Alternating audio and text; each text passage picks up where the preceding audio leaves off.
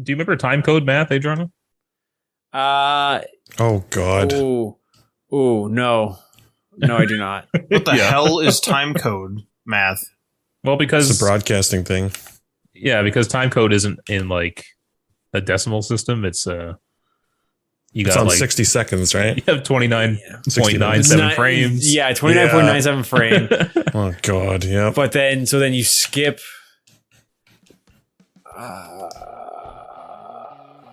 Fuck it, I don't know. Let's just go. I don't want to think about math again. Yeah.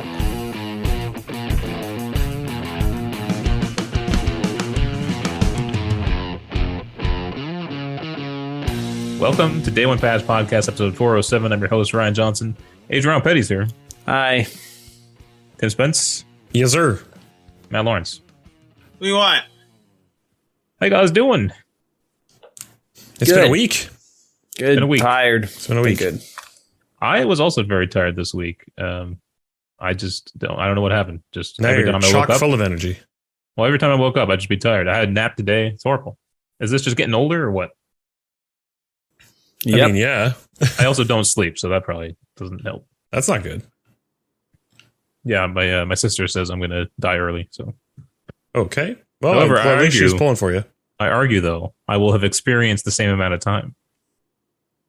I mean, That's possible, I guess. Let's say I died 10 years early, but I stayed up several hours later. I see. But those equivalent 10 years would be agony because it's you lying there not sleeping. Yeah. You will, yes, technically you like potentially will have experienced the same amount of time, but it doesn't mean that it was good time spent. I'd have to do the math on whether how much time is taken off your life by not getting good enough sleep. Like maybe it's only like 2 years. Maybe it's a year. You know. And what is the time code math on that? Oh, geez. All right. Well, let's hop into our stories. The big one this week: Grand Theft Auto 6 leaks. This has been said to be the biggest leak in gaming history. Yeah, I would say so. I was trying to think of other big leaks. I think The Last of Us Part 2 was a pretty big leak, particularly of a certain event in that game. Yep. What was the Walmart Canada one? What was the one that they... Oh, they leaked a game before it was even announced or something? Like it was on their website? Yeah, because it was like the Bethesda event. They like specifically said, thank you, Walmart Canada. Was it something Bethesda? I thought it was like I think it was like a Fallout reveal, wasn't it? Fallout 4 or 76 maybe? Maybe one of those, but I feel like it was 76, yeah. But I think it was more recent than 4. Yeah, because 4 wasn't... I remember, Matt, you sent me the link while I was at work for Fallout 4, and I immediately dropped everything to watch the trailer. That one wasn't leaked. That was an official, like... That came out when it was intended to come out. It's probably 76. I just looked it up here. It says Walmart Canada has accidentally leaked unannounced E3 games, and there's a list here. And it's Walmart CA listings include Just Cause 4, Splinter Cell, Dragon Quest 2, Lego DC Villains. That's funny. Borderlands 3, Rage 2, Gears of War 5, Forza Horizons 5, and Assassin's Creed. Holy my God. Jeez, that's so much. Woo! I like how if the press breaks an embargo, it's like they don't get like access to games anymore or something. But freaking Walmart Canada. Well, you're gonna say no to Walmart? That's true. I'm just saying. It's just funny that there's. Is there any punishment for that? Because they've done it so many times now. If you're big don't enough, put it on the site. Don't put it on the site yet. Just money. Wait. Yeah, but it's easier to just like preload stuff. And I know it's easier. They have to be able to have it up the second it's announced. Also, like how long does it take from idea to putting it up? Like how many tickets and how many teams have to be engaged to be like, we need a new store listing. All right, well, let's get like 6 people's approval, pass it to like the writing team, and like how many people and how long does it take? Are there people digging for it though? Because like I operate a website for my work, and we have things that are unpublished that like you have to be logged in to see. But are people like digging into the back end of these sites to pull it out? Yeah, sometimes, but with Walmart, that was just legitimately they just publish it. Yeah. All right, so I have a bit of kind of a timeline, I guess, of the hacking events from IGN here. I did not choose Town, Adriano. That's fine. That's fine. That's totally so on fine. Sunday, September 18th, a massive and unprecedented leak hit one of the most anticipated games of the decade. Dozens of video files related to Grand Theft Auto 6 began appearing on a fan forum, GTA forums, giving the world a first extremely unintended look at Rockstar's next AAA game. The leak has caused massive fallout, kickstarting a discussion about the leaks within the video game industry and how they affect the level of game development. While the story of the GTA 6 leaks will continue, here's everything we know about so far. So a lot of this was still in development, obviously, because I don't even think there's a release date or even a release year for GTA 6. I think all that Rockstar has said is that they are working on a GTA 6. The leaks quickly spread to social media sites like Twitter and YouTube. Various clips with unfinished assets showed off several elements of the game in development, including parts of the world, gunplay, and NPC AI. The clips also seemingly confirmed some rumors about GTA 6 that were already spreading online, such as the existence of male and female protagonists. The leak was from a user named Teapot Uber Hacker, who also claimed to be the same person who hacked the ride-hailing app Uber earlier this month. Is that why they named themselves the Uber Hacker? Maybe. Wow, okay. That's consistent branding, I guess. So on GTA forums, I guess they posted a thing saying, here are 90 footage clips from GTA 6. And then they also posted assets and code from the game itself. Later on, Rockstar did confirm that they had been hacked in a Twitter post, saying that they recently suffered a network intrusion in which unauthorized third party illegally accessed and downloaded confidential information from our systems, including early development footage from the next Grand Theft Auto. I even heard that this guy on the forums was like requesting or looking for requests as to what people want to see and then would be able to produce it. So he really got in pretty deep and was showing some serious stuff. One of the big controversies that came out about this is a lot of people online started complaining about how crappy it looked, and already writing off the game, even though this is potentially years out. So, and years old, not years maybe, but like year-old footage. Yeah, I guess we don't really know where they are in development, right? So who knows if this was just on their, storage server somewhere or what. I feel like that's because, like, when you think about a video game leak, right? We were just talking about other leaks that have happened, and they've always been either like at point of announcement when there's like some gameplay trailer to show off in a couple of days anyway, or like right before the game comes out, where there's already like the game is effectively, from a marketing perspective, done, right? This is the first time that I can think of in a really long time where it's pre-release footage, super, super early in development. And because people are so used to a leak, air quotes, whether like intentional or not, being so far along in development that the game is effectively like done, or at the very least extremely playable, like they see this and they just assume, oh, this is supposed to be the game at a near done state, which it obviously isn't. That's completely ridiculous. But it's just that people think leak now. And like, think of kids, right? Think of like, 10, 12, 13-year-olds who have seen leaks for games before that are basically done. And then they hear, oh, there's a GTA 6 leak. Can't wait to see what it looks like. And then it looks like a dev kit. And they're like, oh, wow, this game looks like shit. And it's like, well, yeah, because the game's not done. This is an actual, like, legitimate early leak. Of course the game's not done. Thousands of people surprised to find out that early development cycle of a game looks like an early development cycle of a game. Mm-hmm. I find it funny too. They brought this up on Podcast Beyond, that people don't think the same way when they see leaks from, set pictures on movies where it's like, oh, there's a big green screen behind them. There's no digital effects in it or anything. No one says, oh my God, I ain't going to see this movie. That's like shit. What's that big green thing in the back? Is that the Hulk? I just think there's maybe not a lot of people see enough about what games look like in development. Mm-hmm. Yeah. Hey, John, did you get a chance to see any of this stuff? No, and I was actually considering looking up right now as we were talking. But maybe see what I can find on Reddit. I saw was the compilation post on Reddit. There is a hell of a lot of tooling around the clips as well, or at least the ones that I saw. There's Like a lot of tooling. Like, it shows you how far they've pressed the analog stick, and there's a bunch of menus and other tooling. It's sort of like, it's very obvious that this is like, hey, let's test a thing, like maybe the controller. It's not, hey, let's play the full game and test the controller. And have like the full UI working completely. And yeah, it's a lot that's like really obviously early dev.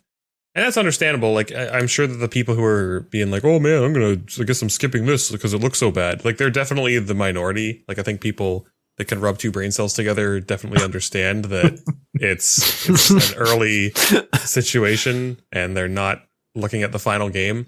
When like people have like a lot of the NPCs don't even have like clothes on and they look like they have Ken doll or Barbie doll bodies, and they're like everything that's on screen looks like a debug menu. Like, this isn't what GTA 6 is going to look like. And I bet you those people are going to buy the game anyway. Oh yeah, of course they are. Absolutely, they are. They're just shit mouthing off on Twitter. They're just seeing what other people are saying, and then they're posting it to get more clicks and likes on their Twitter comments. That's all they want.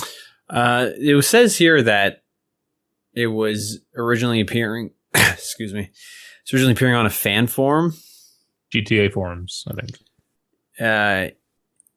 Did Rockstar do anything? Like imagine they're probably on that forum. They probably have an account and probably interact with the community to some degree. Did they do anything to, like, is it still up there?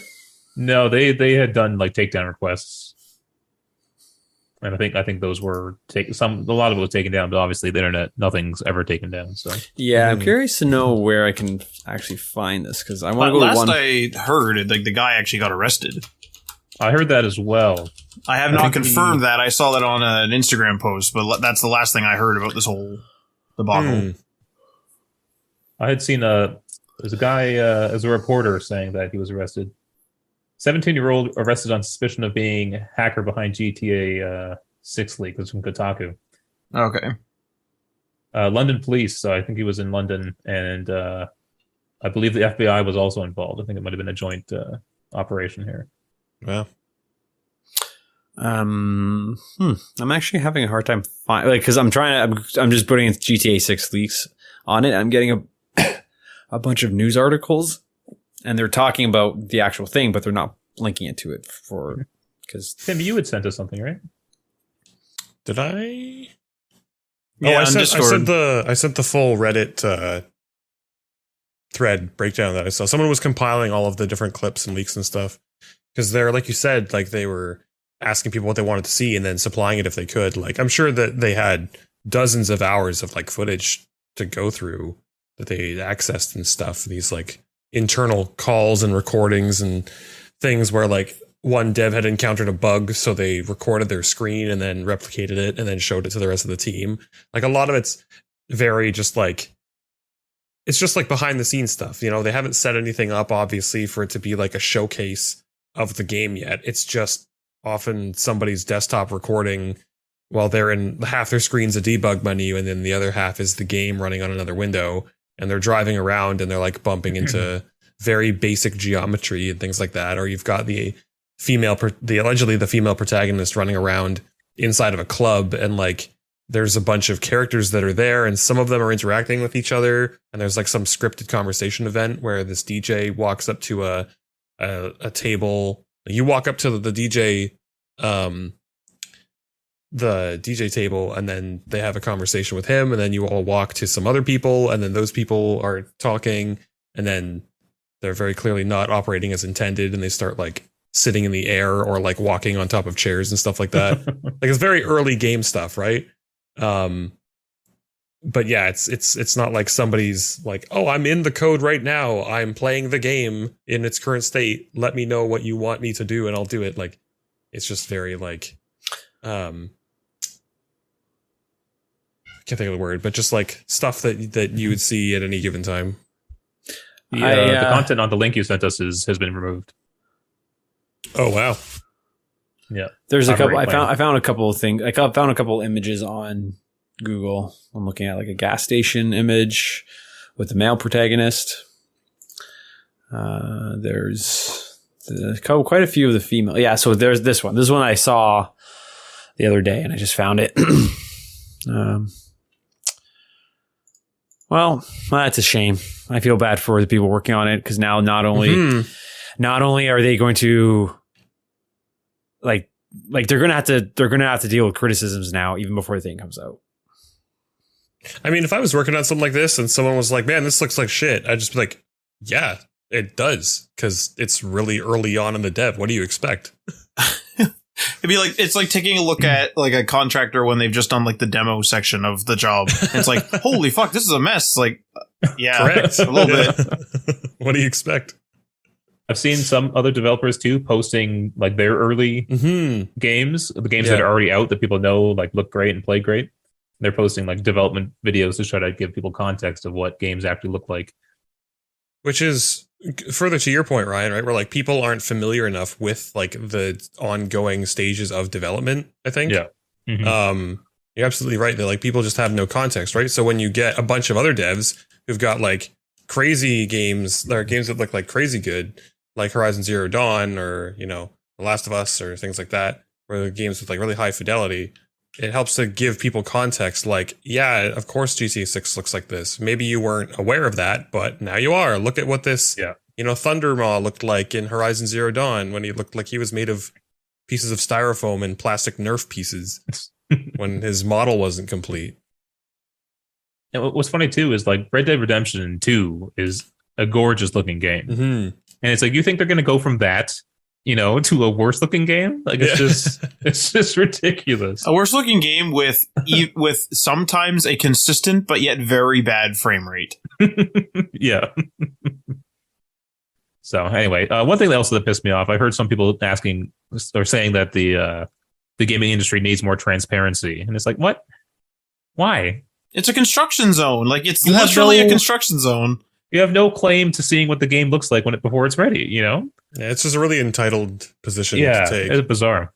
Like, I deserve to see this. It's like, why? Yeah, you haven't even paid for it. You haven't bought it. Yeah. There's no pre-order page. You have no claim over it. Yeah, sure, like short of it being a pre-order bonus of being like let in early or something.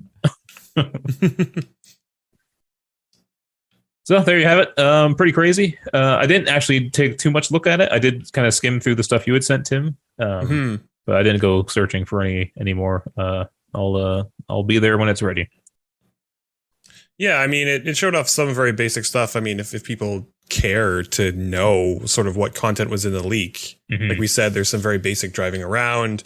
There was the conversations with the male and female character that seemed to conclude that it is going to follow that sort of Bonnie and Clyde style inspiration. The male main character is, I guess, a white guy, and the female is appears to be what was rumored she's a Latina. And I think his name, at least in the gameplay or the footage that was shown, the subtitle said his name was Jason and her name is Lydia. It's an L name. I can't remember exactly, something like that. There was a scene where they were in a restaurant. They were holding up a restaurant, which didn't seem to be scripted in the main story. Although if they, polish it up, I'm sure it could be. But it just sort of served to show there was segments of walking around, holding up the cashier. There was time that had to pass before they could actually put the money on the counter. There was some sort of functionality of keeping the people that were in the restaurant like in a panicked state, like keeping them on the ground, and you can context sensitive, issue orders or threats at them, that kind of thing. The police showed up. There was a timer at the top of the screen that showed like until the cops got there. And then once that bar filled up, then you started to hear like sirens more loudly. And then they looked out the windows and saw that there were more cop cars showing up.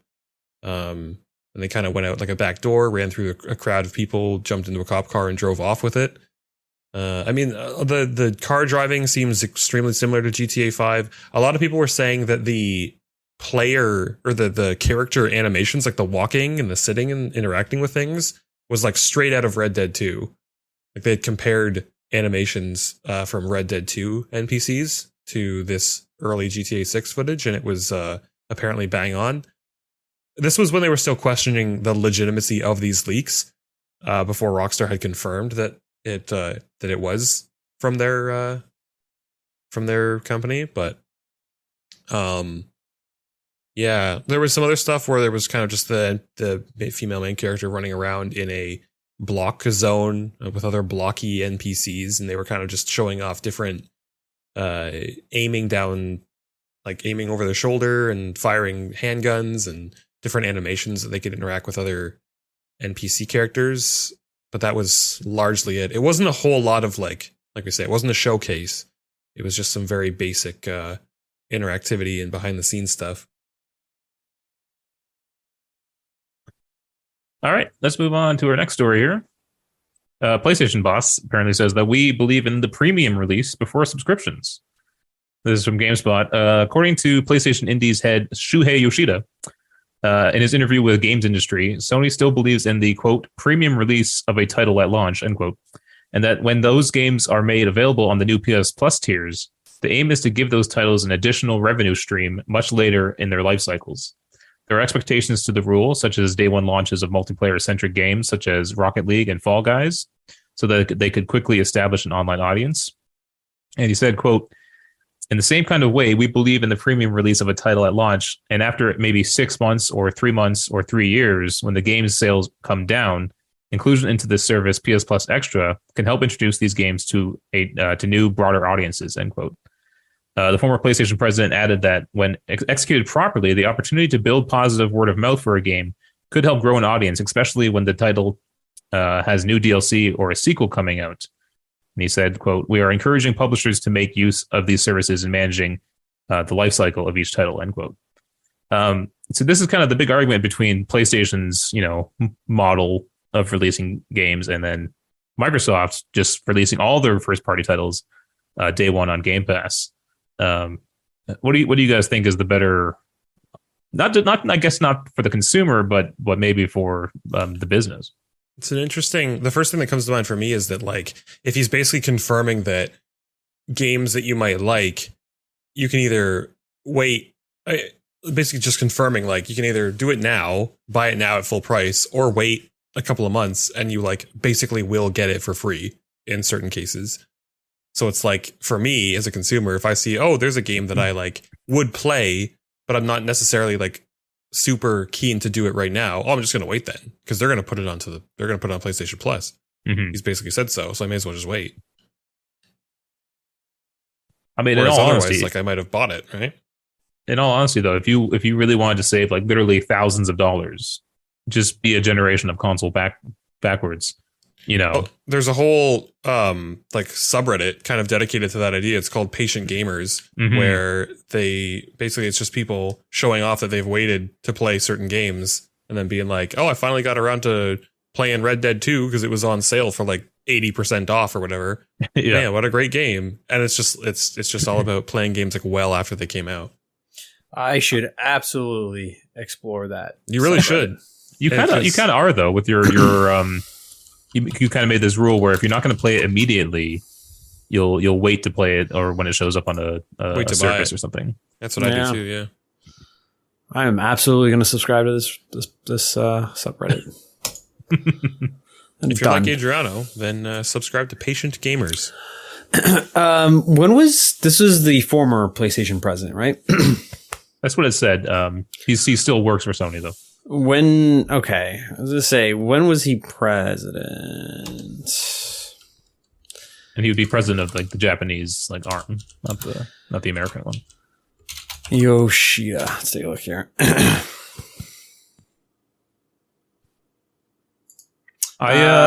Good. Sorry, because I'm curious, because the last paragraph here, the opportunity to build positive word of mouth for a game could help grow an audience, especially when that title has new DLC or sequel coming out. I feel like that's not true anymore. I feel like having word of mouth does not help a game.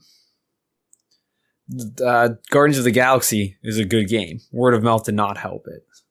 Sales were not great, and it had to go on to a subscription service. I guess it depends how you define word of mouth. Like, if you mean word of mouth specifically from like people talking to each other in real life, then maybe. But I would view modern word of mouth as like people playing a game on Twitch, and then you can see in real time somebody playing it. You got other people in chat talking about it.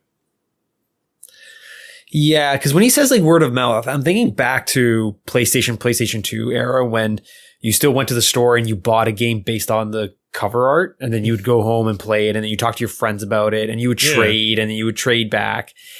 And now today, everyone's opinion doesn't get expressed until they go online to Reddit or whatever and say, what should my opinion be on this matter? And then they just offer up that opinion. So I don't know. I don't think word of mouth is as great as it used to be. Maybe in schools, though, if you're seeing people and a collection of people every single day, plus you're being connected now via cell phones, depending on the age of the school kids. Yeah, and social media. And social media and stuff like that, it's sort of all the time. So you would get literally word of mouth, like in person, and then you would also get all the after school and texting and all that stuff. I think it depends on the type of game. It might not work for big AAA games, but I think it definitely works for smaller, more indie games. I feel like Stray was kind of one that there was a bit of word of mouth that boosted its popularity a bit. What was that? Cult of Lamb, I think, had a lot of Cult of the Lamb, popularity. Over 1 million sales in 3 days, yeah. So I think the smaller the game is, the more that word of mouth helps. But obviously, I think, the bigger ones, I don't think it helps very much. Well, it probably propels bigger games to go even further, because if you're, at high school or whatever, and the new Fortnite season drops and everyone's talking about it, and it's a free to download game. I mean, a lot of people may get back into it if they haven't been into it, or get into it for the first time if they haven't, or they go to a friend's house, they see it, and it's like, oh, cool, how much is this? Oh, it's free. Oh, okay, sweet. They go home, they download it. It probably, I would imagine, assuming the social spheres is relatively the same as when we went to high school, that would be pretty common. Even back then, I remember downloading the odd MMO that was free because people in high school would be I tried this out, and it's like, oh, well, there's no skin off my back. I'll give it a try. Yeah, every MMO I've ever played was because of people talking about it. Yeah, there's already a community there. You can already go and talk to somebody, and they're talking about it every day, and talking about, I guess it wouldn't be seasons back then, but the new expansion pass and the new updates and stuff like that. So it's very similar to what games are today. And our MMOs are very similar to what a lot of games are today, especially ones with Game Pass or game battle passes, I guess I should say. So, I mean, I would imagine that's probably pretty popular. But when it comes to something like Guardians of the Galaxy, I mean, you might go to a friend's house, see that, and be like, oh, that's cool. You might buy it. But I don't see people en masse in the hundreds of thousands going and buying Guardians of the Galaxy. Yeah. So it probably suffers because it's not multiplayer. It is single player. It didn't get a big marketing push. It didn't become viral online. Therefore, any word of mouth is lost. Not necessarily lost, but it's probably such a small segment of sales that it doesn't mean much. I do find it funny, though, that, obviously people prefer, I think, the Game Pass model because it's better for the consumer. But you have Nintendo, who also doesn't, put their big titles on their subscription service. And they pretty much always have their games at the highest price, or the launch price, I guess. Almost indefinitely, right? Most usually pretty high, yeah. But no one seems to really complain about that. I think it's just because they've established themselves as our prices are never coming down, and we've never done it. So it's what they've always done. So maybe Sony's trying to establish that same kind of sense of value of their own product. Well, I forget who said it now, but it makes a good point. Whoever said it made a good point, and when they said, if we know that the PlayStation games are going to be coming to the streaming service or the subscription service at a later date, if you're not in a rush to play that for whatever reason, it just makes sense to wait. Especially if Sony generates some sort of pattern where it becomes predictable, like a 3 or 4 month period after launch or something like that. Then it starts becoming, well, why would I pay $92 Canadian or whatever it is after tax, when I could just, pay my $15, $16, whatever it is, whatever tier you decided to grab of the PlayStation Plus, and then get it with that while playing other things with your subscription in the meantime. So it becomes like a why. However, I will say that the Game Pass model this model could change even Game Pass. So to explain that, currently the day one releases most of the time are the Microsoft titles, and it's pretty well guaranteed that the Microsoft titles from Xbox Game Studios will go on to Game Pass day one. They get some third parties that will do the same thing. I believe Outriders, specifically on Xbox, was one of them, for an example. However, if the PlayStation model becomes the more popular one, you could see the third-party library of Xbox Game Pass suffer. And then that could change Game Pass and could potentially even change the day one release schedule.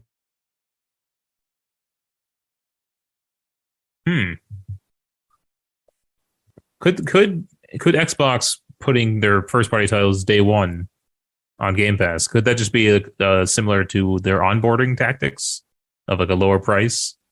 Definitely. Like, could you see eventually one day, maybe 5 years from now, where they stop putting their first party titles on their day one? If you see PlayStation titles make $40 million and then go on to PlayStation Plus, and then PlayStation Plus at whatever tier is making a comparable amount to Xbox Game Pass, absolutely. I think, sorry, got something in my throat. I think Xbox may try that one day, but they're trying to get as many people onto their service as possible. Mm-hmm. Trying to make it look as valuable as possible. Yeah, excuse me. I'm going to mute so I can fucking hack. Go ahead. But no, it's 100% true. It very well could be like an onboarding thing, even a long-term one. Yeah, and I could see like when there is a highly anticipated Xbox exclusive title, which I can't think of one in my head right now, that they'll maybe make a one-time exception, say, hey, we're not going to put this on Game Pass day one. We are going to, for whatever licensing reasons, this is going to be sold the old traditional way, and they're going to see how that goes. And then they're going to test the waters. And then maybe they'll start to take stuff out of Game Pass and pull it out, and then kind of do reverse. But I think Xbox is in this for the long haul. They could be losing money on this for all I know. I think they're going to stick around. I think they've said it's sustainable or something like that. Yeah, I think they have said it's making money, but I don't see how the numbers work. I can't. I find it hard to believe. Okay, that's fine. Because if they said it's sustainable, that's not necessarily mean they're not making money. That means they probably just have enough overhead to like eat the loss. I mean, it's Microsoft. They have a ton of money, so. I mean, we could even see them split Game Pass. Right now it's in tiers, but you get different things. You don't get different games. You get, or you don't get different libraries of games. You get like per console or per game, but you don't get different, it's like, so for example, on the PlayStation, to be clear, let's say like GTA is in the low end version of PlayStation Plus, hypothetically. I don't know if it is actually in there, but let's just say GTA is in there. If you get the higher one, maybe the next GTA is in there, but it's not in the lower one. So GTA 5 is in that low tier. GTA 6 is in that high tier, as an example. You don't get that with Xbox. You get it based upon the platform you've subscribed to. So you can get the Xbox Game Pass, you can get PC Game Pass, and then you can get Xbox Game Pass Ultimate, which includes everything, including Xbox Live Gold. They really could just do more of a PlayStation model down the road where the day one releases do not come to the low or the mid tier. And there's 3 tiers now, and the highest tier is the only one that gets those day one. And everybody else has to wait 3 weeks or has to wait a couple months or whatever the case is. Yeah, so this was back in 2021. He said that Game Pass is not burning cash and is a sustainable business. It's doing very well from a business perspective and a creative and engagement perspective. So I guess you could take that as he's not really saying it's probably achieving their goals, right? But that doesn't necessarily mean it's making money. Well, this comes back to the Xbox and the Modern Warfare / Call of Duty debate with Sony is.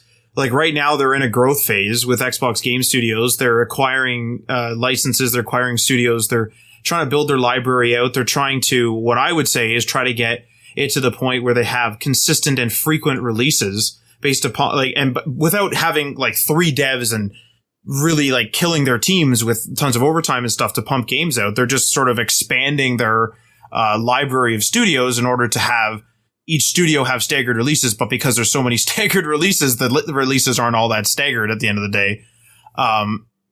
They're in this growth phase. We can't expect a commitment from them to say, hey, like, what's going to happen in, 30 years? It's like, well, fuck, like, are we even going to be what is going to happen in 30 years, right? Like, I think people worry a bit too much about that type of stuff. It's sort of like games are, to an extent, a consumable medium. Sure, people go back and revisit things, of course, but a lot of gamers, I should say, will go and play a game, beat it, and then never return. And only return to the, say the most nostalgic things or their favorite games or things that get updated. And so with that, it begs the question. It's like, if we have Game Pass for 10 years in its current state, and then it becomes unsustainable and it breaks apart, was Game Pass useless? Well, no. And Microsoft can't commit to another 10 years. What if the production skyrockets in price? Well, maybe then the subscription cost would become unsustainable for most people, and it becomes an unsustainable model of releasing and hosting games at that point. We don't know that. Like, they don't know that. It's pretty bizarre. I mean, you look at Netflix, they slowly raised their prices. They were like buying like every TV show out there, and their shows got bigger and bigger. Like Stranger Things was, I don't know how much money, tons of money, right? To make that latest season. And then they started losing subscribers and money, I believe. Right. And maybe they reached the limit of how far they could both push their budgets and push the price of their service. Well, there comes a weird, like, the thing that with Netflix, and like, I don't know if this would ever affect Game Pass, maybe, but the thing with Netflix to me is that when Netflix first came out, which was when we were in college, it really didn't have that much of a library, not many partnerships. They didn't own many studios. I don't think they made anything themselves. And then a year or two into college, it became kind of a new thing where they were making big titles and people were enjoying them arguably more than, say, network TV and stuff like that. That was sort of the traditional way to watch TV shows. They were enjoying these Netflix made shows, and it was sort of like, whoa, this is pretty cool. The thing that makes it maybe unsustainable is that everything back then, like everything Netflix released, was almost a spectacle because it was a new medium, really. And therefore it's like, whoa, did you see what Netflix made? Did you see what Netflix made? Now you go on to Netflix and they got like 6 new murder shows every other day. Like, making a murderer was a big freaking deal due to the case itself, of course, but also because of the Netflix being new to the documentary game. And it's like, ooh, it's like the streaming, true crime documentary. Yeah, exactly. The novelty's gone. You log in, there's like 3 new ones. It's like, okay, well. It was also the form factor at the time too, right? It's like it was all on demand and people were still watching mostly, like you say, broadcast television. And yeah, you could DVR stuff to record it and watch it whenever you wanted later, but it wasn't really the norm. No, definitely not. To have on-demand content, aside from things like YouTube. That's a good point. Like, everyone was super used to just commercials and having to wait for, Thursday night or whenever their show was on. Whereas Netflix was, hey, we have a new season of, enter show name here. Here's the entire season. Here's the whole thing with no ads. Yeah. And you can watch episode 6 if you wanted, like, first. It doesn't matter. That's what I always do. I don't have YouTube Premium, but sometimes I'm too fucking lazy to click the skip ad button when there's an ad. And I just let it run. Do you watch it? Yeah, I just let it run. And I feel disgusting. It is like cable TV, though. Yeah, exactly. I sat through those most of my life, I didn't really complain when it was just the way things were. I think, but once you get that taste, I had that YouTube Premium, get a taste of that better life. Like, I can't go back. I don't. That they keep on throwing the free trials at me. I'm not doing it because once I'm in, I'm in. Yep. Yeah, because I watch a shit ton of YouTube. YouTube is a big thing. Me too. And I would want it continuously. So let me ask you guys I was just gonna say I had kind of an inverse problem when I first tried YouTube Premium when they first introduced it and were giving away like months for free. I had the inverse problem where I didn't know it was a feature of YouTube Premium that when you like were watching a video and then locked your screen, the video would keep playing. So I'd be like watching something and I'd be like, all right, I'm done with this. And I'd be used to like I close my phone, I lock my screen, and then the video stops. And then I would put my phone in my pocket or whatever, and then I'm walking around the house. I'm like, why do I still hear? What is that? And then I go to my pocket, my phone's still playing that video from like 15 minutes ago. I'm like, what the hell? That's how I found out that was a feature. Yeah, on the early, like the original design of the UI design in the iPhone, there was a workaround where you could play YouTube audio only in the background. Yeah, there was a feature, I remember. I think in the settings of YouTube. No, it wasn't audio only. There's a feature now, and it's a beta thing for premium. So I think Ryan can do that, right? Yeah. So, but when multitasking and like playback was first introduced on iOS, you're playing the YouTube video, you just click home, so it exit out to stop playing. But then if you go to the proprietary like play controls on iPhone in the multitask bar, you can then just resume it and then just keep doing what you're doing. It would just play in the background, and then YouTube patched that out. So I was going to ask you guys, you mentioned cable TV with the commercials and how like we didn't complain when that's the way it was. With YouTube, I'd argue that the ads are probably more frequent. Like the ad breaks are shorter sometimes, but also more frequent. But I was going to say is I wonder how much the content itself was tailored at the time for commercial break, where something would happen in the story, a little cliffhanger. Oh, yeah. And then it'd be like, oh my God. And then it'd be like, buy the new Swiffer WetJet, whatever. And it's like, you son of a bitch. Like, I need to see what's happening. Whereas in YouTube, like you're just like watching somebody, he's like, all right, we're going to plug in this and welcome to the new Swiffer WetJet. And it's like, fuck, like that's just interrupting. It's not, there's no like little cut. Cause it's just like when you watch old TV shows that have been put on to streaming services, there's like the fade to black, then it comes back. Cause there was a commercial break, right? Yep. So I wonder if like YouTube ever like allowed creators, I guess, to choose when the commercial breaks were to the center or to the second. I wonder if it'd get better because they would. Oh, you can actually. You can on YouTube. Yeah, you can mark when you can either just let it autofill with ad breaks, or you can mark ad breaks yourself on a YouTube video. It'd be super interesting to see a creator, like let's say two gaming creators that create similar content. One tailors it for the commercial breaks, and one just kind of lets it run. I'd wonder which one we would prefer. Yeah, I notice it sometimes where it's like it's the part of the YouTube video where it's getting to like the most interesting part, and then it cuts to an ad. Like I see there's an ad in 5, 4, 3, and I'm like, oh, those sons of bitches! They timed this ad exactly when it's about to be interesting. Yep. Pretty smart. It is smart because it makes me watch the ad and keep watching afterwards. But that YouTube Premium is great. I love it. Shout out to YouTube. They did not sponsor this podcast. All right, our final story for the week. Hellblade creator denies using AI voice actors in upcoming games. This is from IGN. Clearing up some worries from voice actors and gamers alike, Hellblade developer Ninja Theory has confirmed it won't use AI technology to replace voice actors in its video games.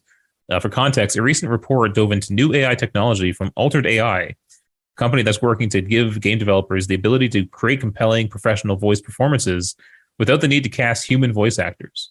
Apparently, this new tech allows devs to simply submit a recording of what they want said, along with the proper inflection, and the technology produces a performance for in-game use.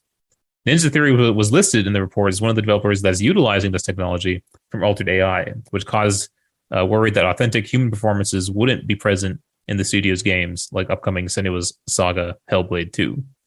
However, the developer has confirmed that's not the case, explaining how it actually uses AI technology on Twitter. For clarity, we use this AI tech for placeholder content only to help us to understand things like timing and placement in early phases of development. We then collaborate with real actors whose performances are at the heart of bringing our stories to life. I think this is fascinating, though, because there's a character in The Mandalorian whose voice is generated via AI. Oh, really? Yeah. That's interesting. It's similar to the way that deepfakes work, where you take a bunch of clips of them and other things, and then you're able to just have them say whatever you want. And it's pretty fascinating. I think I do see the worry of this, replacing actors, but I also think the tech is super cool. How do you guys feel?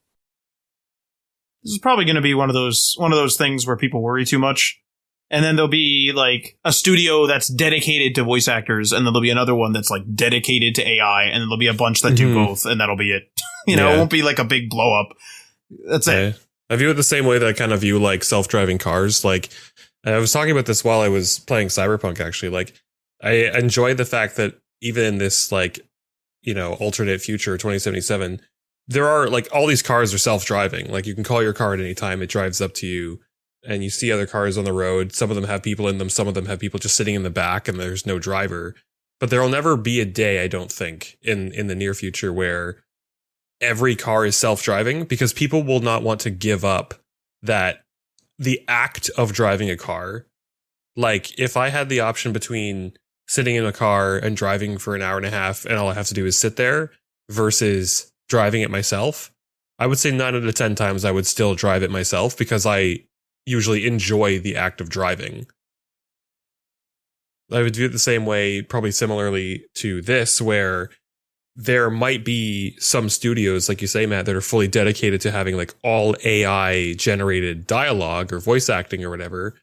Or maybe that's a bit much. Maybe just a game that they've done it as an experiment, or just sort of as like a proof of concept.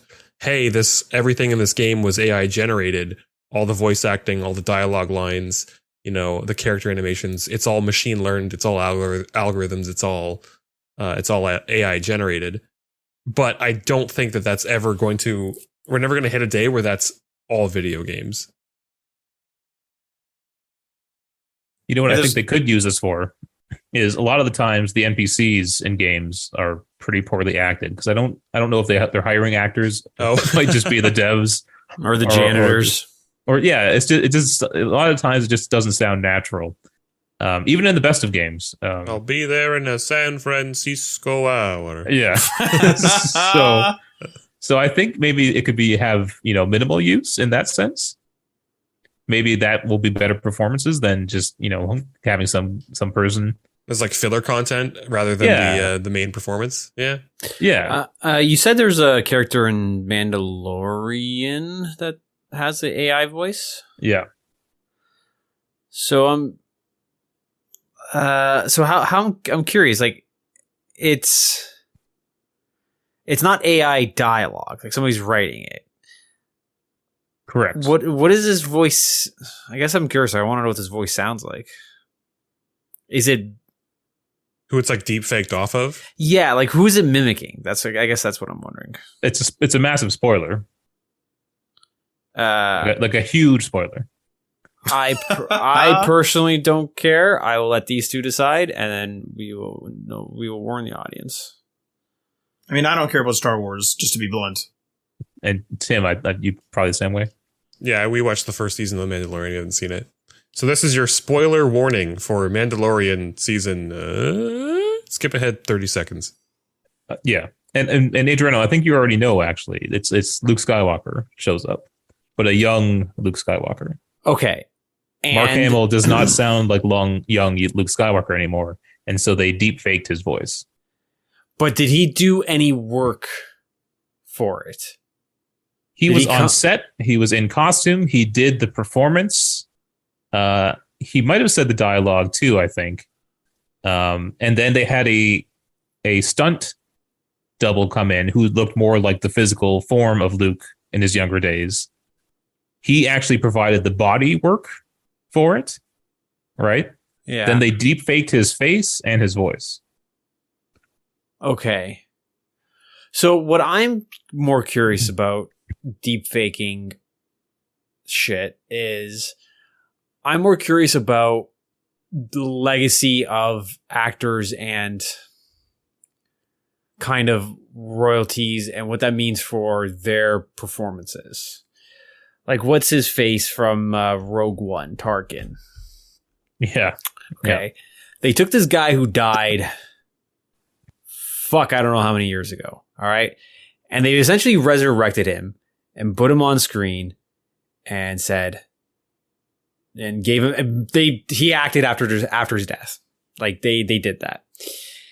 And that was not a deep fake, though, to be clear. That was not a deep fake, but they essentially, they intently recreated this actor So he could play a character.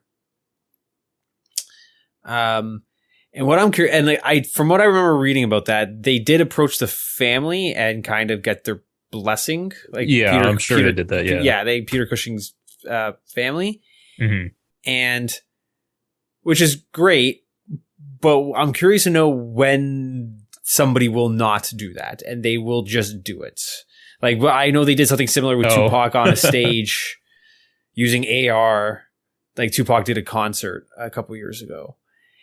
And what I'm curious about is if there ever be a time where actors, whether it's the proper American, what's it called, Screen Actors Guild or the Voice Actors Guild, will actually come out and say, we have to readjust this because, hey, Nolan North is going to die one day and you guys have his voice packed away to use because there will be an AI that will be able to take his voice and redo these lines or make whatever lines you want.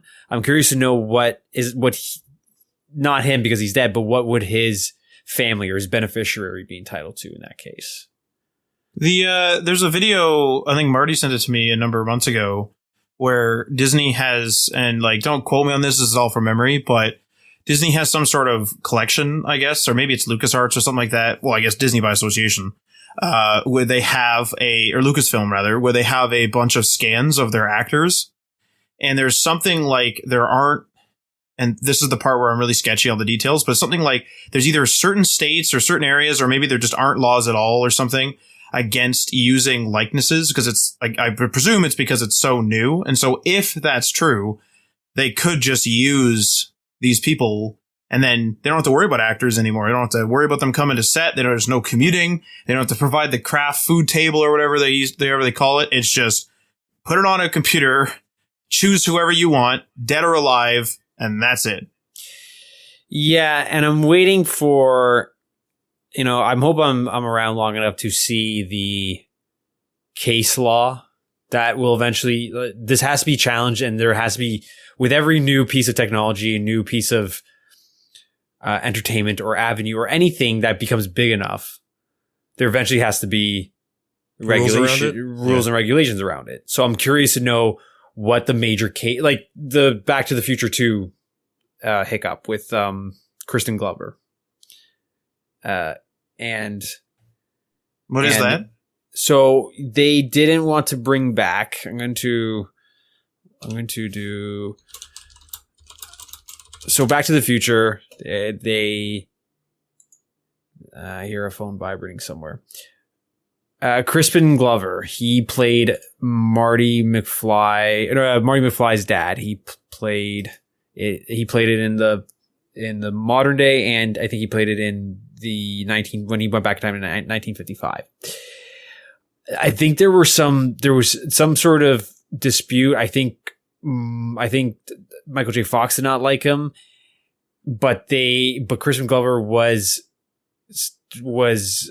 still popular, and they decided to try to capitalize on his look.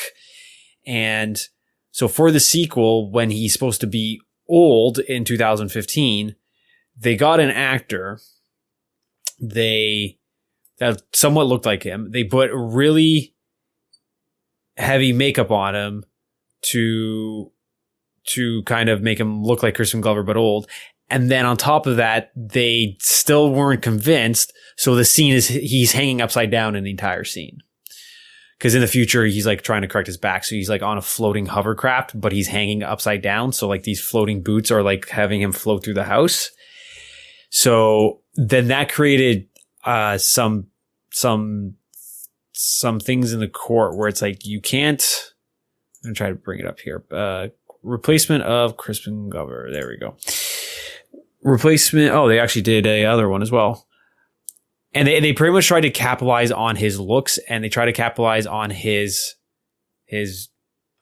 essence, his core, I guess, for Back to the Future 2 when he was not in it.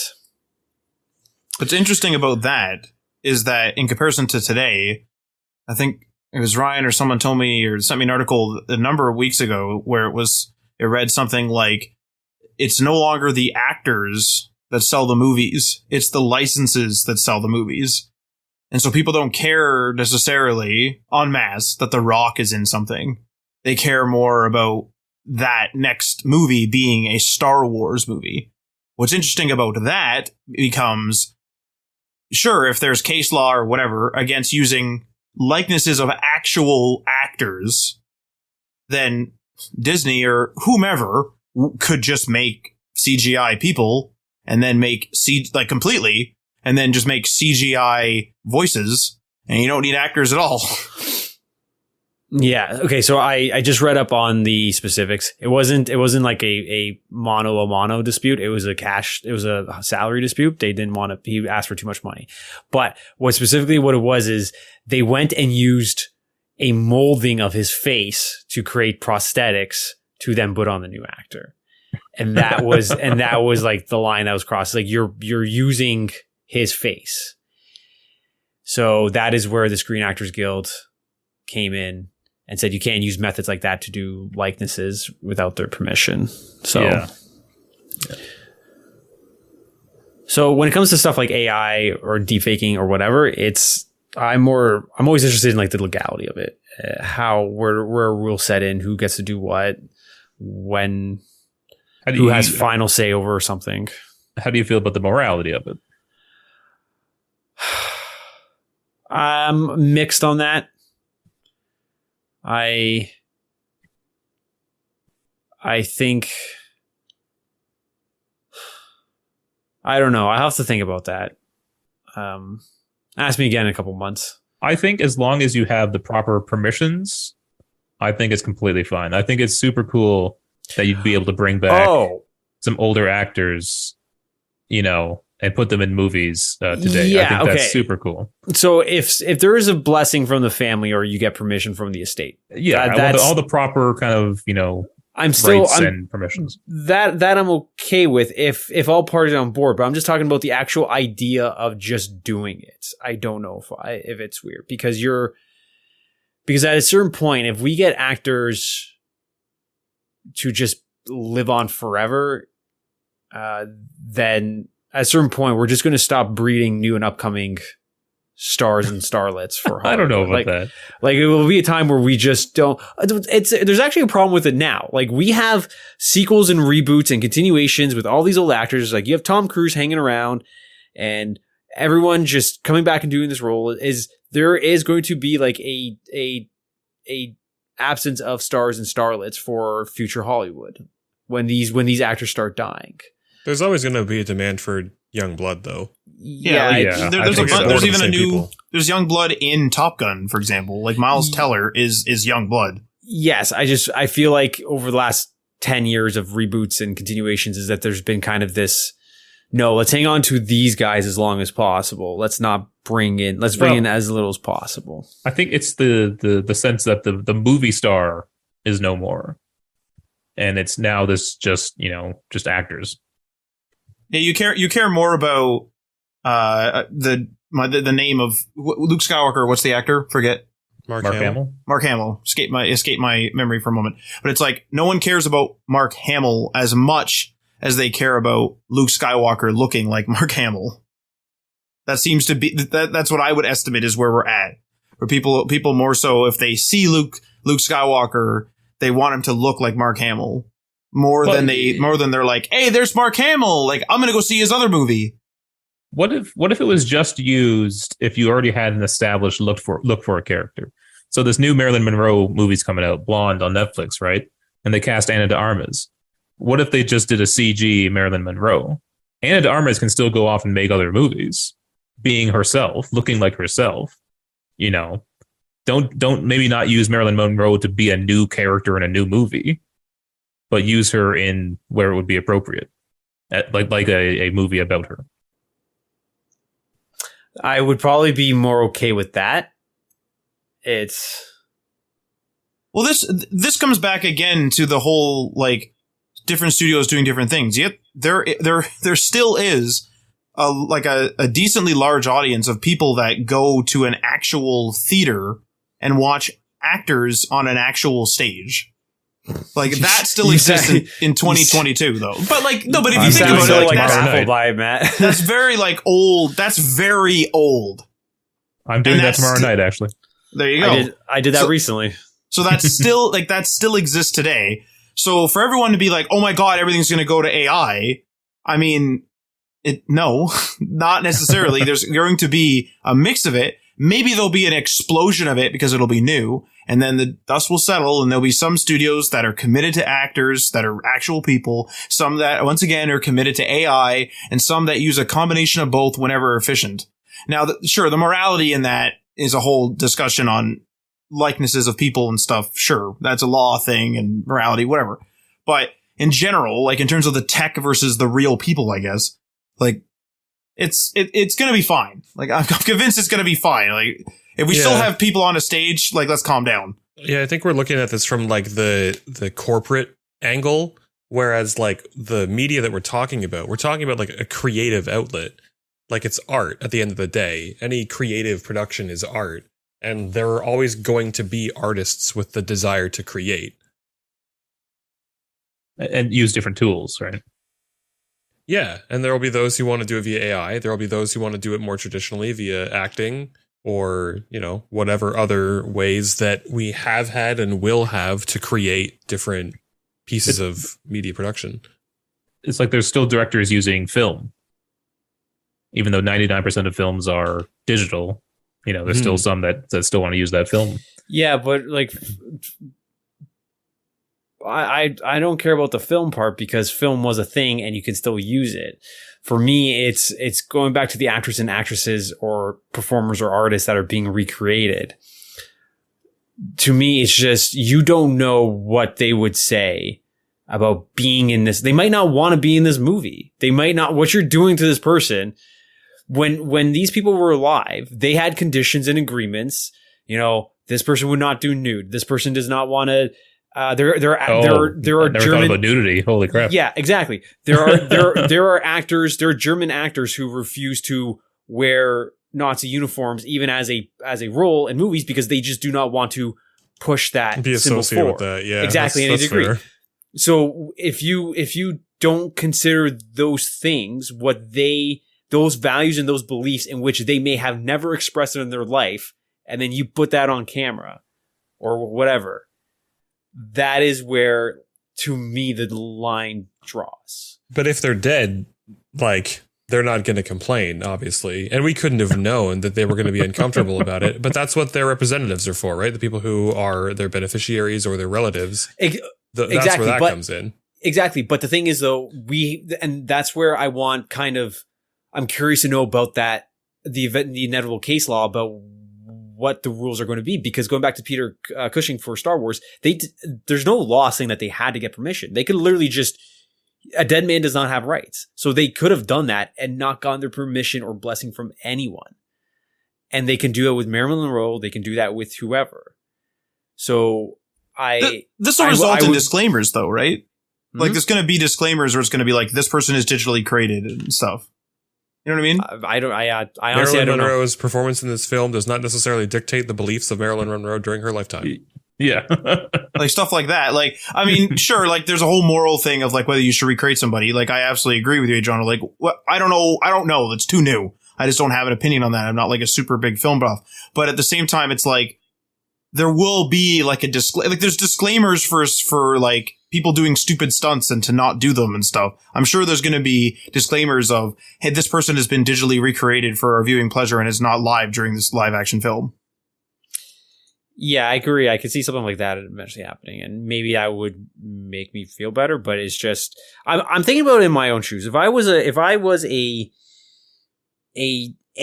or even a B-list celebrity, and I spent a lifetime crafting my career and pushing films or being in films that I wanted to, you know, send a proper message. I wanted to support their themes or the directors and what they stood for.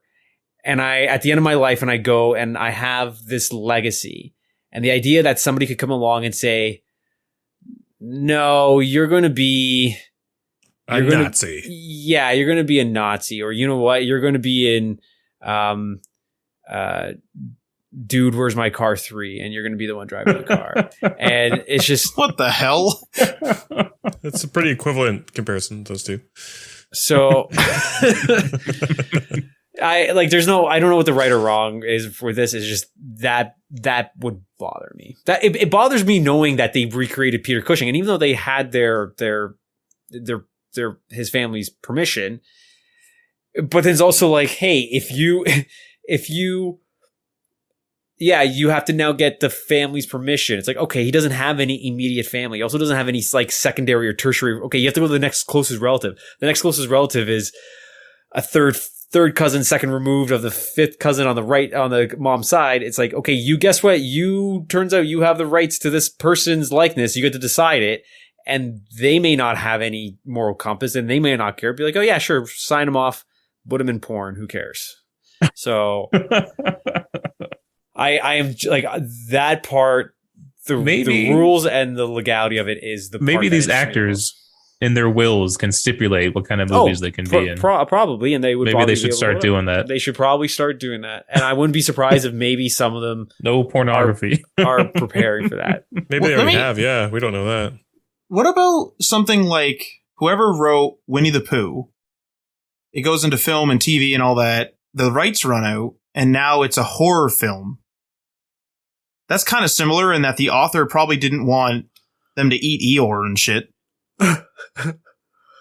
There is such a thing as creative copyright. Like, even though that somebody may own your work and they have, if you wanted to alter it to the point, I think it'd be difficult in just a character base where you're making stories. But there is such a thing where somebody may make a painting, they sell off the rights to it, so somebody has distribution rights to a painting, which they did not paint. But if they decide to alter it, the artist can implement creative rights to stop certain alterations. It's rare, but there is such a thing. Well, what point does it fall under parody as well? Yeah, that's a good point too. Parody is exempt from a lot of that. That's why SNL gets away with a lot of shit. Oh, bother. All right. That's all we got for the stories. Let's move on to what we're playing. Adriano. What we're playing? Let me bring up a list because I never remember. You open up your calendar invite, aren't you? Yeah, is this list in your calendar? Yeah, it is actually in our calendar. Our calendar. We all have access. Yeah. Fuck. Goddamn calendar, for Christ's sakes, a shared calendar. Let's calm it down. So I played, and this is actually going back a couple of weeks. I'm not gonna lie, it's been a couple of weeks since I played most of these. So I did some Diablo Immortal on mobile. I'm just kind of going through the main story, doing Diablo stuff. That's pretty self-explanatory.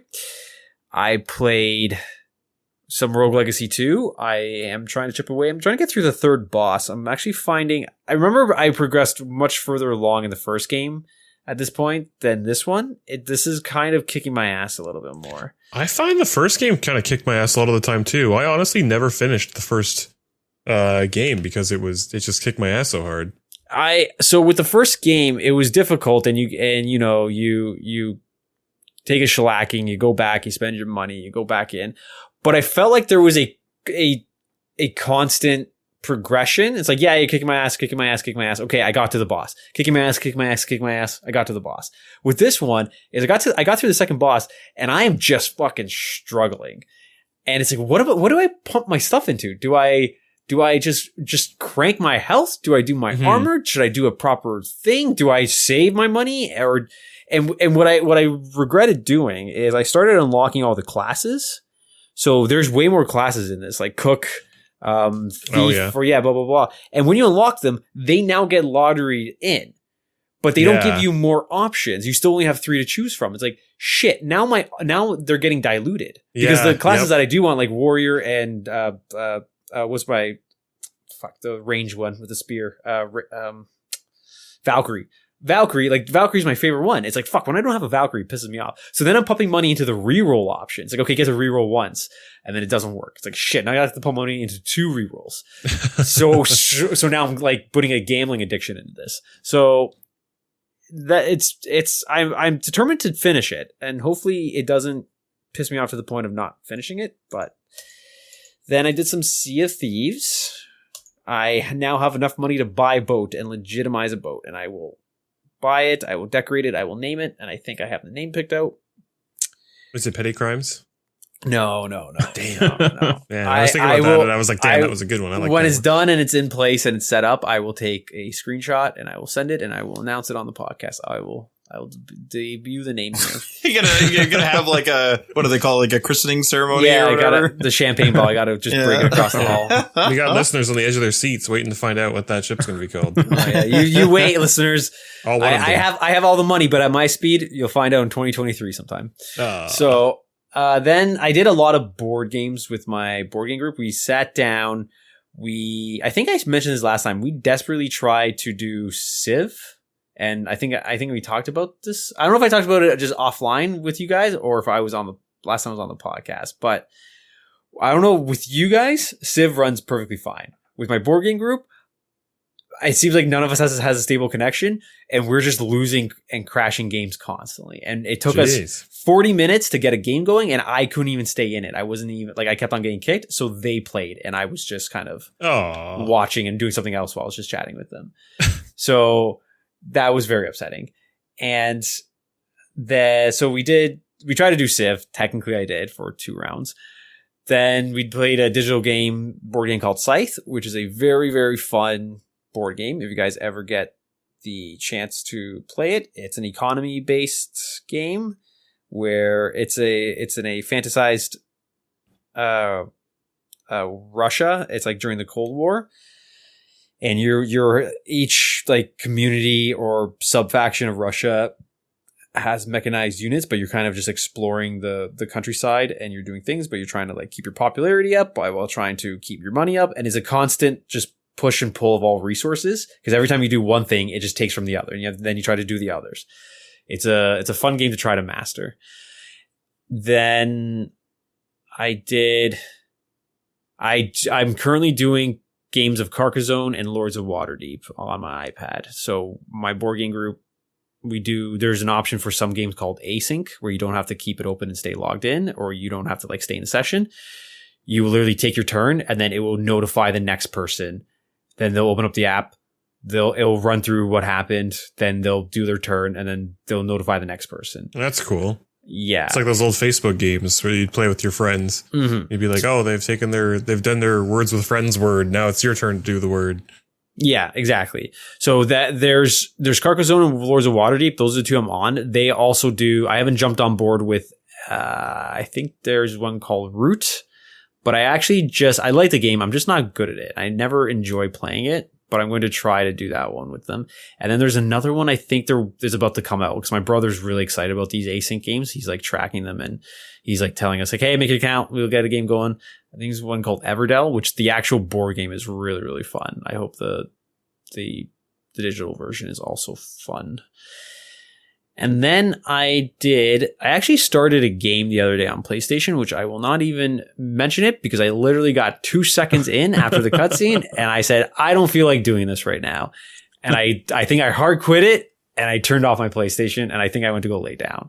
Oh my God. So I'm not even. Now you gotta say what game it was. No, you're not gonna tell us? No, because I will go back to it and I will properly do it again and start it.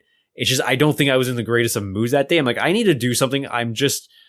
I have to do something and I didn't know what to do around the house. I think I was like moving around. I'm like, should I do this? Should I do this? I'm like, I'm going to just start a video game. And I booted up and I launched it and I started it. I'm just like, nope, I don't want to do this. It took me actually moving a character to say, I can't do this. So I bailed on that. I'll eventually. Can you tell us after we stop recording? Sure. Okay. Someone check his PlayStation profile. You could probably find it on there. And then I did some Overwatch just before the last event ended, and that they stopped the loot boxes from being sold. And I think Ryan, you've been sending Marty and I some articles about Overwatch and just about what to expect. Can you explain to me super quickly what this watch point package is? Oh, it's basically just you get the first battle pass, and then you also get some like skins and stuff. That's pretty much it. How much is it? $54 Canadian. Huh.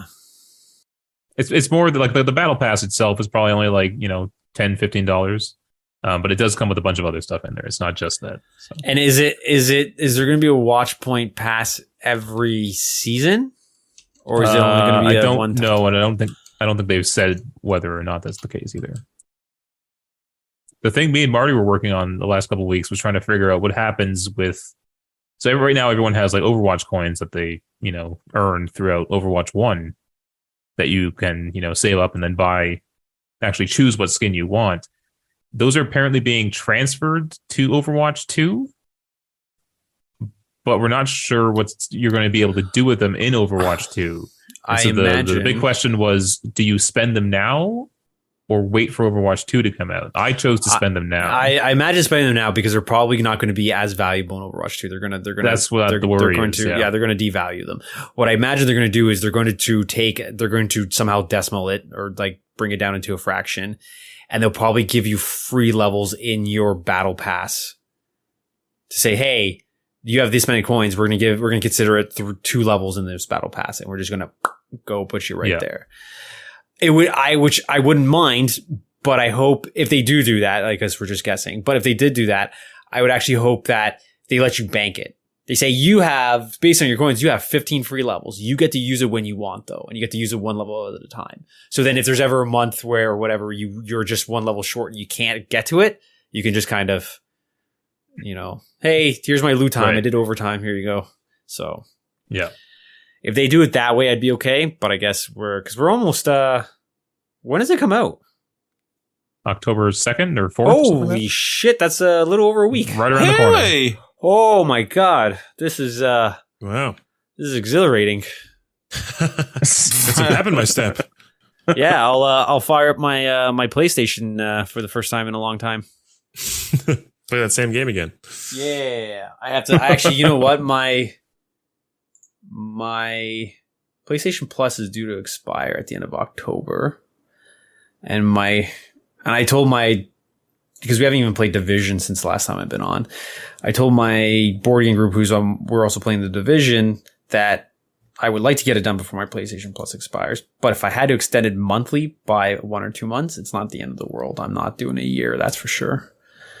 So, but then I guess with Overwatch 2, I don't even have to have it because it's free to play. So you don't have to have PS Plus. And it's crossplay, so you can play it on your PC if you want. Yeah, I was thinking about it though, but if they have the same setup though, if I played on PC and I crossplay with you guys have to turn on the PC pool. So right now we're on console. We're only playing with console pool. We all turn that off. You guys have to be willing to kicked. Exactly. You guys have to be willing to do that. And I don't want to be that shithead. God. Yeah. So, but as long as PlayStation says, as long as they do there's policy right now that a free to play game you don't have to have PS Plus, then that's fine. I'll play it there. That makes sense. So okay. And that's Adriano. Tim? Yeah, like I mentioned before, I started playing Cyberpunk 2077 this week. Woo. And that game honestly kicks ass. Like, Cyberpunk is actually such a good game, and I'm really glad that I waited. It's like, this has gone exactly the way that I hoped it would. Like, I was really hoping. Patient gamer. Yes, the patient gamer. It's funny because the Cyberpunk aesthetic has never like really appealed to me very strongly, but I knew that it was going to be like a really big open world, like very highly detailed, well done RPG because CD Projekt Red has that reputation. And I was really, really sad that it had such an awful launch.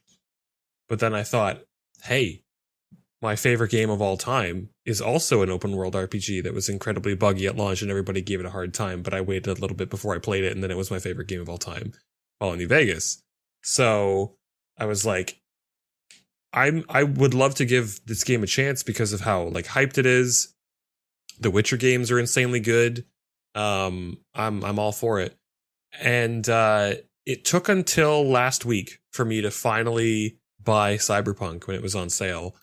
And it was good timing too, because I guess the Netflix show just dropped like this week or last week.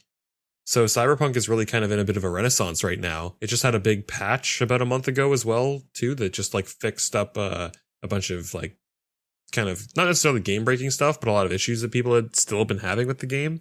So it's like I would perfectly timed it playing Cyberpunk for the first time. The game is like, or the world is so insanely dense and detailed, and it's just fun to rip around in.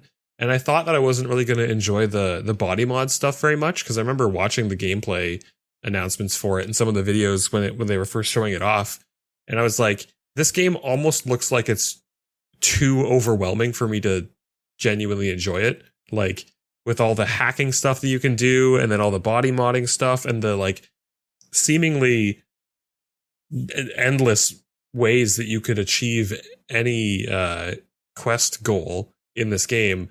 I was like, I feel like even playing through this game casually would be really hard because of just all the options that you're always bombarded with. But playing through it, going for like a low tech run, I'm focusing on mostly like shotguns and like unarmed or like melee weapons. It's a lot of fun. It's really, really good. It's very like the combat's very satisfying to play. The characters are interesting. The designs for everything, the vehicles, the buildings, the character designs, the guns, it's all really engrossing and engaging, and I'm having an absolute blast with it. It's a really solid game. And I have had a couple of minor bugs, nothing too dramatic, mostly just in the way of like characters. I had one character T-pose at me in the middle of a fight. That was cool. I've had people on the sidewalk like walk towards buildings, like just walk towards walls and then just disappear. That was pretty trippy. And there's one time I called my car and I waited for like 30 seconds and it hadn't driven up to me, and I was like, where the hell is it? And I heard this like constant crashing and like metal clanking sound in the distance. I was like, what the hell is that noise? Is that my car? And I run around the corner and it's like half glitched into a wall and another like wrecked car on the side of the road. And I was like, there's the Cyberpunk we all know and love. And then I was like, I guess I can't really get that. And then as soon as I finished like saying that, the car front flipped through the air and landed upside down and was undrivable. So 10 out of 10 game. I'm really enjoying it, and I cannot wait to get back to it next week. It's really, really good. And I can't remember if I mentioned before. I think I did, but you reminded me, Adriano, when you were talking about getting more things in Rogue Legacy and diluting your like potential pool for what you're trying to play. That happened to me in Cult of the Lamb, because Cult of the Lamb has like a combat sort of dungeony exploration element to it as well. It's like half the game, and the game operates on a series of buffs that you can get while you're going through these randomly generated like dungeons, basically off of tarot cards. And there are 36 total tarot cards in the game as of right now that you can unlock doing various things. You can achieve certain objectives, you can help certain characters, you can do certain side things, and everything gives you tarot cards. But the thing was that I was trying to do a very particular build. And the problem with that is that some tarot cards help to boost that build, but other ones don't. They're effectively useless. And if you were to get them in like a random drop chance that you always have when you come across a tarot card, you're like, oh, I really don't need this card. It doesn't help me for this build. So the longer I played through the game, the less and less I was really able to rely on playing a certain play style, because I had so many more tarot cards that weren't to my build. And there was part of me that was like, I almost don't want to loot more tarot cards and put them in my deck, because it's just going to be something that I'm not going to use. And then because it's dependent, like getting new tarot cards in a run is all random chance, the odds are getting worse now that I'm going to get a card that I actually want. And I understand that it's part of the game. Like you're always going to get random weapons, random spells, random tarot cards, and you just sort of need to do your build on the fly. That's kind of the point of a roguelike game. But I wish that I could have like, I almost wish there was this, something you could do in the game to like make a deck. Like you can make multiple decks so that when I go in, I only want to pick from these cards. When I go in with this build, I only want to pick from these cards. Like if it was some sort of like feature that they could work towards getting some sort of like a deck builder, I would really enjoy that in Cult of the Lamb. But that's pretty much it. Oh, I finished off Fallout New Vegas. I can't remember if I said that in the last podcast. I guess I would have. I can't wait. Was I on last week? I can't remember. Either way, you mentioned it's like snuck up on you or something. You said you couldn't believe how quickly it ended or something like that. I listened to it. I remember you talking about it. Yeah. No, again, like it's a fantastic game. I just always forget how quickly the end of that game does like sneak up on you. It's like the battle for Hoover Dam, and it's like, oh, that's it. Oh, okay. I keep on hearing about Cult of the Lamb, and I feel like this would be something that would interest me. I think you would like it. I think it's up your alley. I don't know how much you care for like the community building games, like Animal Crossing kind of thing, where you have to sort of build like a town. Animal Crossing is a bad comparison because with Animal Crossing, it's all very casual, whereas everything in Cult of the Lamb is like there's a purpose to it. But you do have to like amass followers. The more followers you have, the more quickly you level up as like a character and get more abilities and things. But you do need to sort of do a bit of base management with it as well. Okay, I'm looking at some screenshots now. But the gameplay in terms of the combat and the dungeon exploration is extremely similar to A Binding of Isaac. And if you're a fan of Binding of Isaac, you'll be a fan of the combat in Cult of the Lamb, I think. Okay. Do you get to name your cult? You get to name your cult, and you can name every single follower as well. Ooh, if you want. I'd make all of them. Matt Matt would just do all Matt Lawrence. Everyone's Matt, yeah. It has good Twitch integration too. Like you can with Twitch, if you're streaming the game, you can connect your account, and then every time you get a new follower like coming to your cult, you can basically start up like a raffle, and then everyone who is watching can join in the raffle, and then it picks randomly from your viewers, and then it always calls that follower is always named whatever your viewer's name was that won the raffle. I can't wait for the inevitable story where there's a Twitch streamer who decided to name every cult member after somebody from his high school, like, or his bullies from high school. Oh, and then it gets way out of control. Yeah, it gets way out of control. And people are like, "Well, we can't be doing this." Blah blah blah blah. So I'm waiting for that inevitable headline. All right, Matt. Me. You.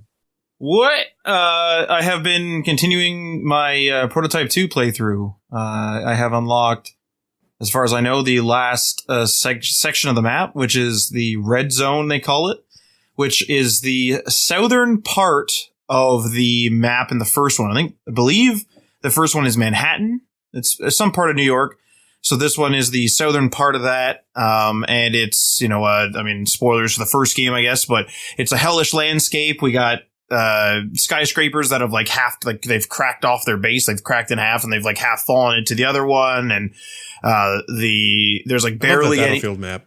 Yeah, it's like Levolution, but like fixed because it's a 360 game. I think it was Prototype 2, but it's very hellish. There's zombies and infected everywhere. It's very dangerous. There's very few survivors on the rooftops and stuff. And man, like this game just keeps delivering. I really like this environment change. It was interesting to see the game because there's been 3 districts so far. I think the first one's called the Yellow Zone.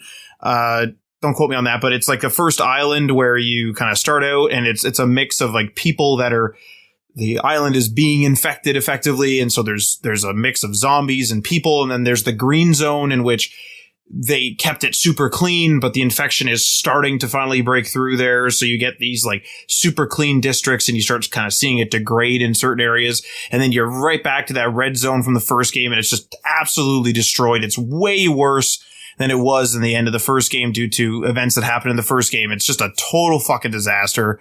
And like for a 360 like era game, like what a great, like a nice transition in maps and stuff like that. I believe I'm going to probably have to revisit one of the sections because I've done all the collectibles I can in one area, but there's more in the list. It tells you how many out of how many you have, and there's more in there. So I assume something in the story happens and takes me back to one of the sections.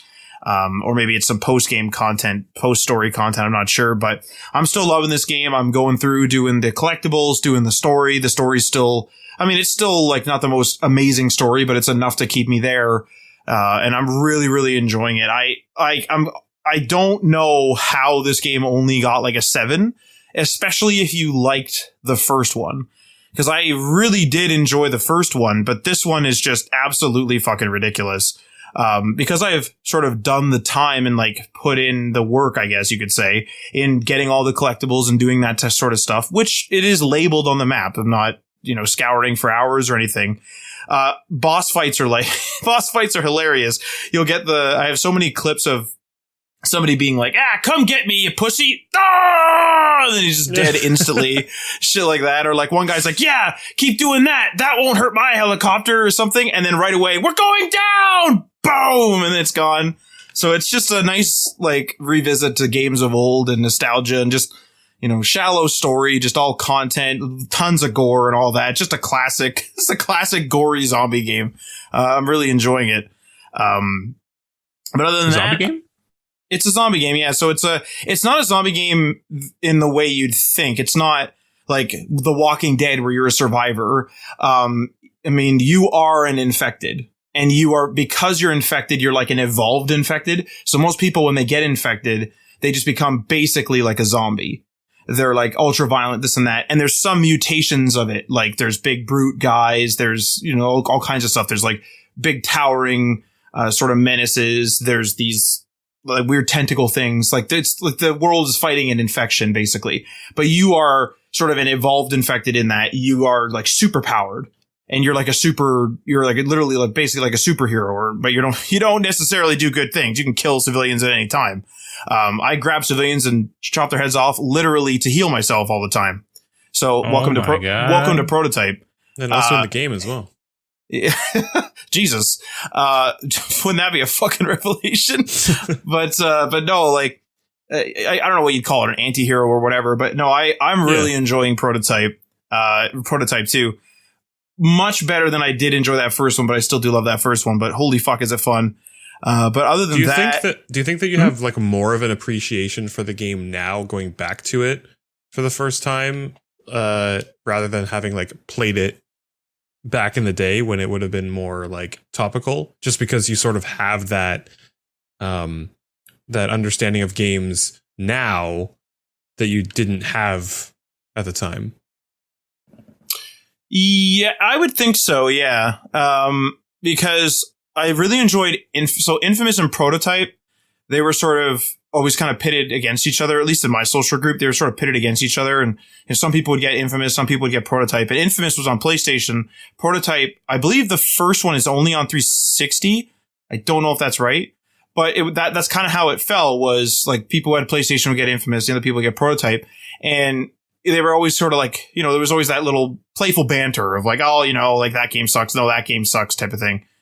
And that was sort of like the birth for me of that type of game. So having been like at the time completely immersed in Infamous and really enjoying it, then a bunch of games sort of like that, adventure, open world, blah, blah, blah game come out.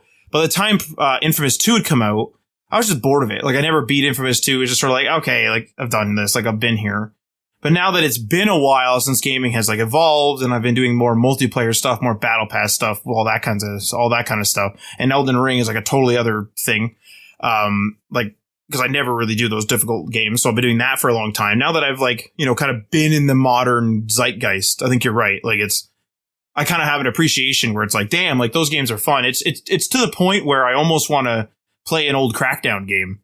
Or I want to go back to those days and like run around and just like drive crazy vehicles and jump around and, do whatever the fuck you do in Crackdown. Like I'm sure eventually if I keep playing them, they'll become boring again, but it's great revisiting that era for sure. But other than Prototype, I've been doing a bunch of, the normal. So I've been doing the Fortnite, been doing a little bit of the Apex as well, for the most part. And I think for this week that has been it. For myself, Last of Us Part 1, Fortnite, Fallout 76. That's it. You're doing the remake of Last of Us? Yeah, for sure. Do you think it's worth the price tag? I mean, I'm a massive Last of Us fan, so I mean, they could have charged me $150 and I probably would have paid it. You would have paid $150 for that? I mean, if it was like a special edition, yeah. Oh, sure.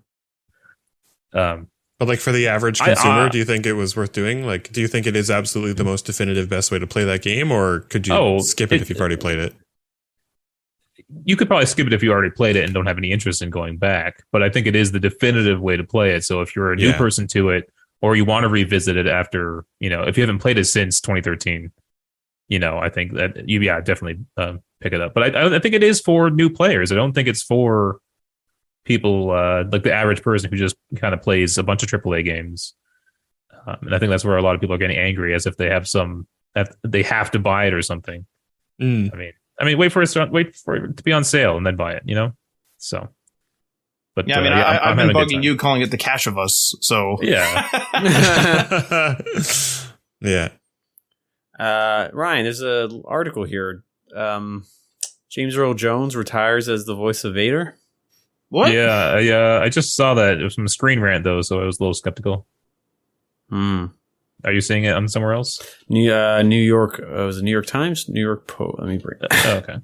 It was one of the New York Time Post. NY Time Post. I don't know. And what? There's New York Times and there's New York Post. This is New York Times Post. I guess this is questioning the legality. Let's take a look. I don't like. You know what? I don't like this website. There's a lot of cartoon porn ads on the left and right. The banners. So here's one from CBR.com, which I believe is comic book reviews. Is that right? Sure. Never heard of it. This is saying James Earl Jones signed over Darth Vader's voice rights, retiring from Star Wars. See, and that is it doing properly. You do it before you die, and it's sealed and in the bag. The question: there's been a lot of debate over, like he's in the Obi-Wan show. There's been a lot of debate over, is that also a deep fake voice? Because it sounds better than his performance in Rogue One, which I think was just his raw voice. I still hate. But he sounds really old in that one. I hate his first scene in Rogue One. That scene bothers me so much. It didn't need to be there. Is it him just talking about the normal functions of the Empire, and then he's like a mining accident. Yeah, he's like the operations manager. It's like Vader doesn't give a shit about that. That's not his job. Like, just it's beneath him. Yeah, you should have just not had that scene, and you just should have had him show up at the end. It would have been so much more effective. It's just like a little behind the scenes action on Vader. Look, he's just a normal guy like you and me. He's got a day job. Yeah. So, although he sounded really good in Obi-Wan. So okay, let's for fun name all the Star Wars shows released to date. What?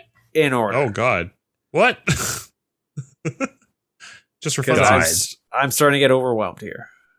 There's not that many. I don't understand how you're overwhelmed. There's been more freaking Marvel content pumped out in the last couple of years. The difference is, though, while tonally they're all the same, they are distinct enough where I can tell the difference. And I jumping from one to the other, it feels different enough for me to still enjoy it. Star Wars, it all feels the exact same. Nothing feels different.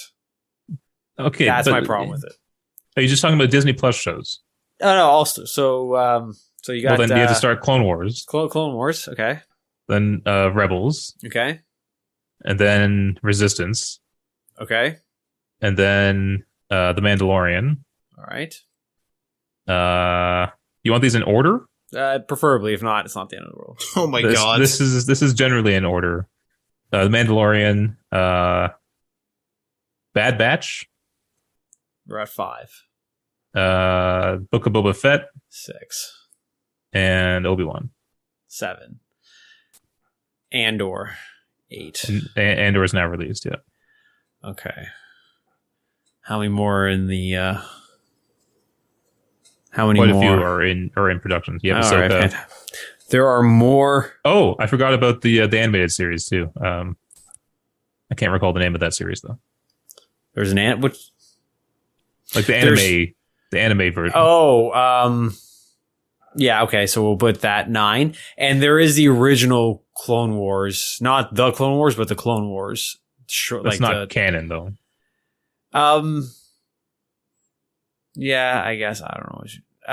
It's not canon. So somebody suggested online was that you treat Clone Wars as the actual events that happened, and then because in the Clone Wars, every episode starts with that propaganda, that propaganda sounding guy. That is what the history books recorded as, and that's what we are told is happening. That's pretty funny. That's not bad. Yeah. I think you should watch Andor. I know you don't care about that character. I know you don't care about, that whatever's happening there. It does not feel like anything else that Disney Plus has produced to this point. In terms of Marvel and Star Wars. That was what they were preaching in press releases before it came out. Yeah. So they're okay. Well, tell you what, finish it for me. Let me know when it's done, and then give me a final review. And okay, maybe down the line at some point I will watch it. But you had to watch it in order, so you'll never get there. No, I'll get there eventually. Okay. All right. Yeah. Okay. Well, that's all the time we got. Tim? Yes, sir. Do your thing. Yeah, if you're a fan of Cyberpunk 2077, if you want to see it actually functioning as a relatively solid game, you should check out my stream. I stream Monday to Fridays on Twitch, twitch.tv/thesidetrack, because we're often getting distracted. And it's a good time. And you can find us. We stopped playing Grounded. We did. We finally stopped playing Grounded. We're now Ryan, back to our old classic. What? Ryan, you just signed online onto GOG. You just popped up on my screen. I was going to go boot up Cyberpunk, actually. Yeah, let's go. Yeah, you can watch us playing the game. I can't remember. State of Decay 2. We're going back for the first time in exactly 2 years. Crazy, yeah. I think it was the first game me and Matt started streaming when the pandemic started, because it was a multiplayer game we could both play at home, and then Matt was streaming it to the Twitch. So you can catch us there Wednesdays 8:30ish p.m. Eastern, twitch.tv/DownPatchMedia, and we'll see you guys next time. See you next time. Peace.